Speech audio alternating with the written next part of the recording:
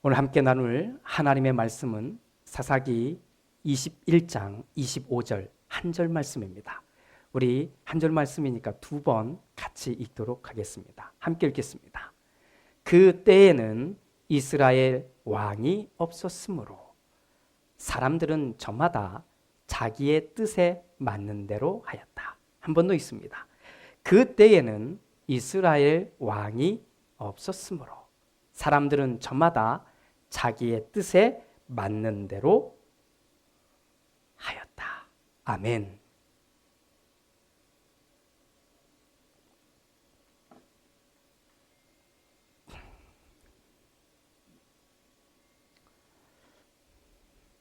요즘 도쿄올림픽으로 인해서 많은 기사와 이야기가 나오고 있습니다. 올림픽이 시작하기 전 그렇지 않아도 평소 관계가 좋지 않았던 한국과 일본이 불필요한 이슈에 휘말리게 됐었습니다.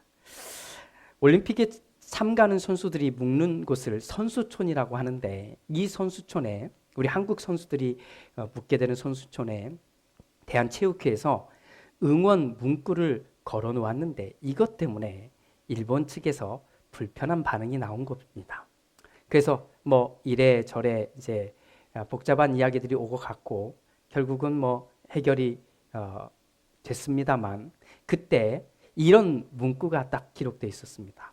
사실 이 문구는 그 옛날 이순신 장군이 왜군과 전쟁을 벌일 때 그때 좀 많이 힘들었던 시기에 내놓았던 아주 명언 가운데 하나입니다. 이순신 장군이 이렇게 말한 겁니다. 신에게는 아직 13척의 배가 남아 있습니다. 정말 멋진 문구지요. 우리는 이 감정을 알고 있어요. 그런데 이것을 패러디해서 이 한국 선수들이 묵고 있는 올림픽 선수들이 묵고 있는 그 선수촌에 패러디해서 이렇게 달아놓은 겁니다. 이렇게 달아놓은 거예요.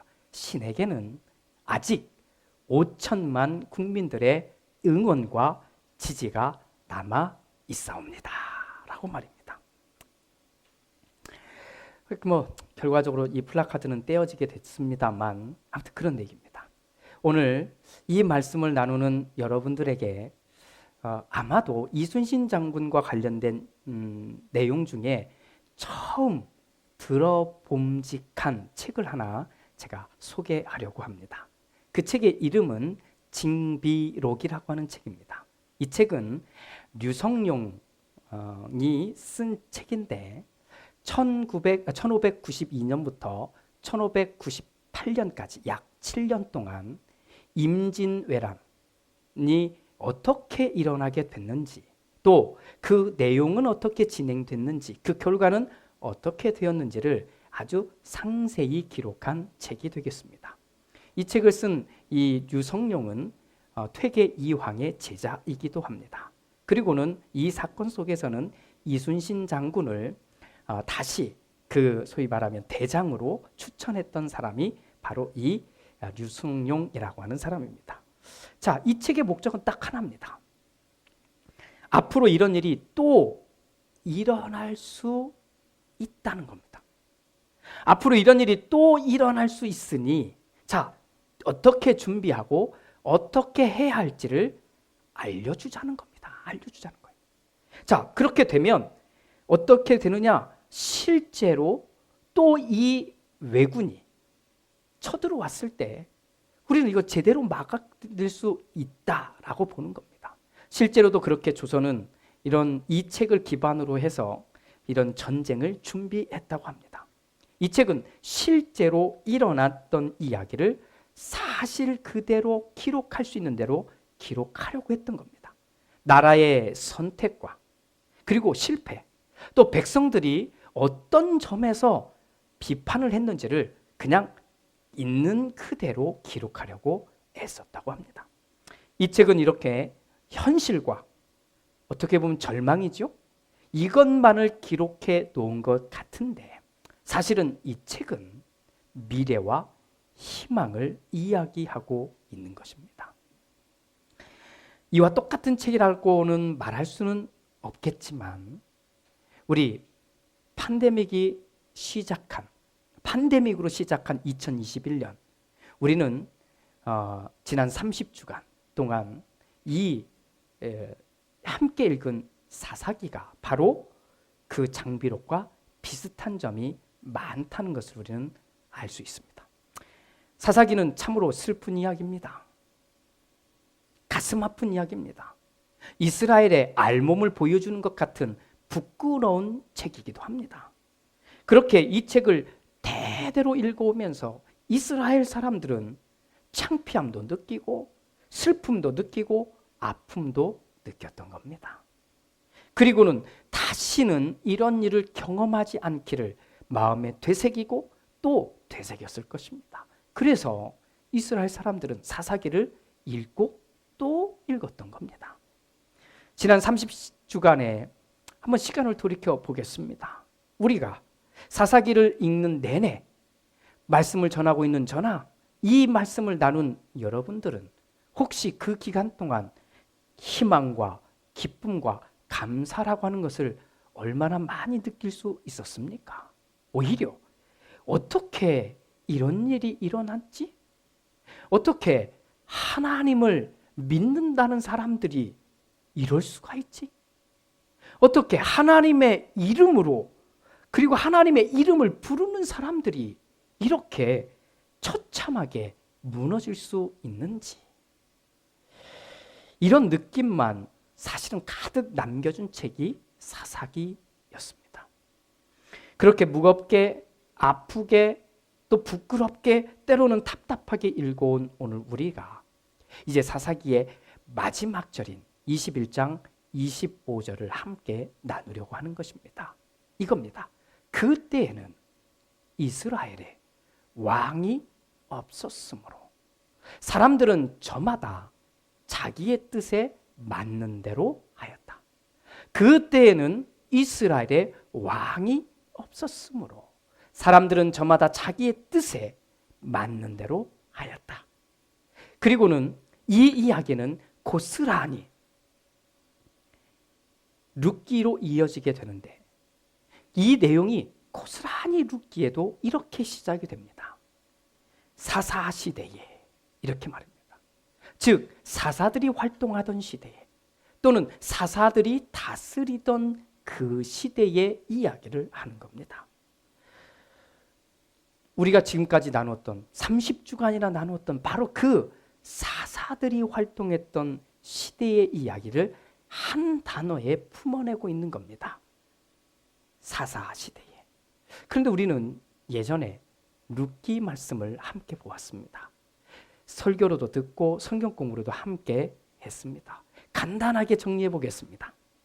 사사시대에 베들레헴에 살고 있던 엘리멜렉이라고 하는 가족이 있었는데 이 가족이 기근과 흉년이 찾아오게 되자 살고 있던 베들레헴을 떠나서 모압으로 내려가게 됩니다.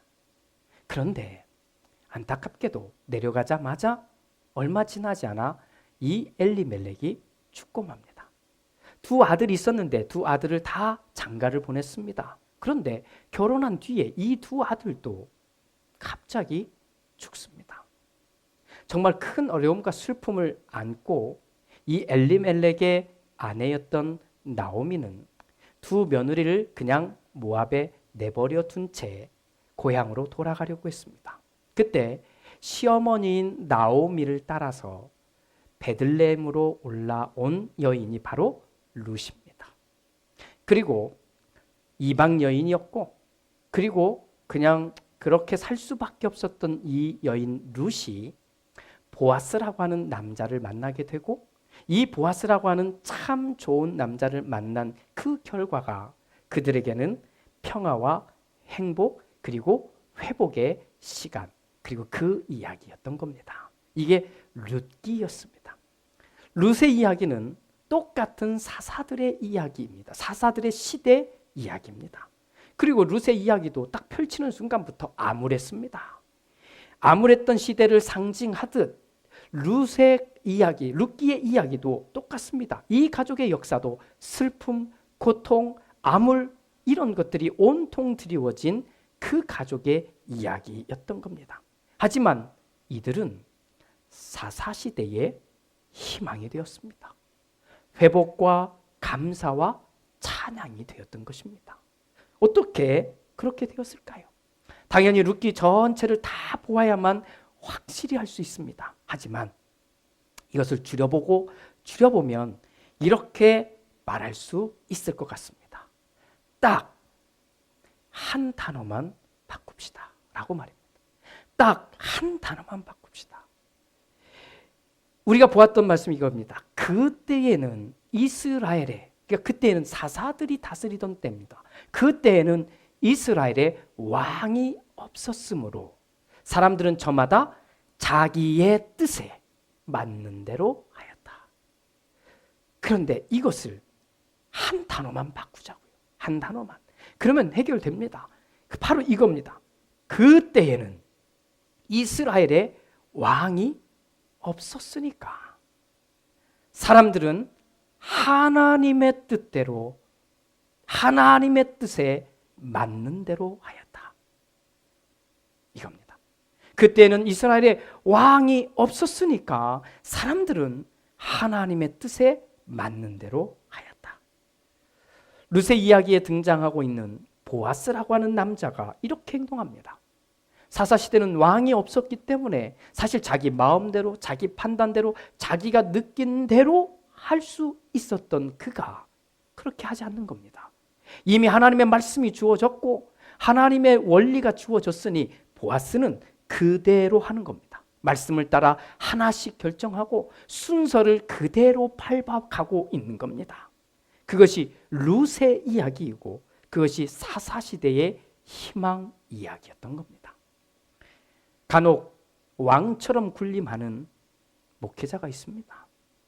간혹 왕처럼 사람들을 낮게 여기면서 이래라 저래라 명령하는 리더들이 있습니다.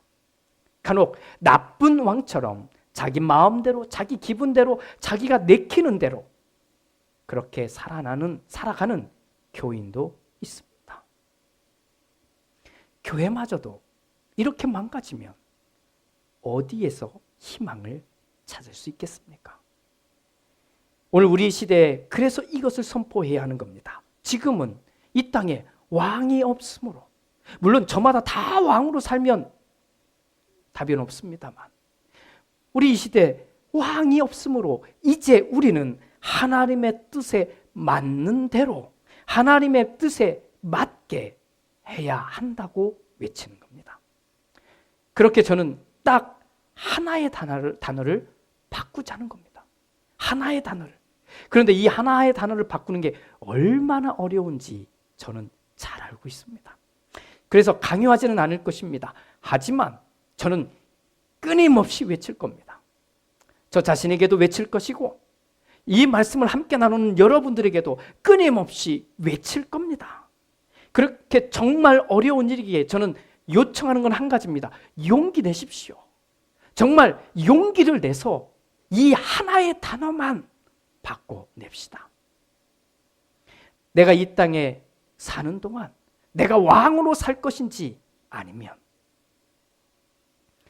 하나님이 나의 왕으로, 나의 왕은 하나님이십니다 라고 결정하고 살 것인지를 말입니다.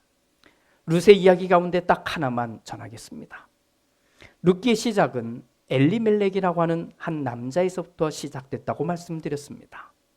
이 남자는, 이 남편은, 이 아빠는 가족들을 데리고 하나님이 계신 땅 베들레헴에서 살고 있었는데 어려움이 찾아오자, 문제가 찾아오자 이 남자는, 이 남편은, 이 아빠는 가족들을 데리고 하나님이 없는 땅 모압으로 내려가게 된 겁니다. 내려간 겁니다. 그런데 이 남자의 이름 엘리멜렉, 이 말의 뜻은 나의 왕은 하나님이십니다 라는 말이거든요.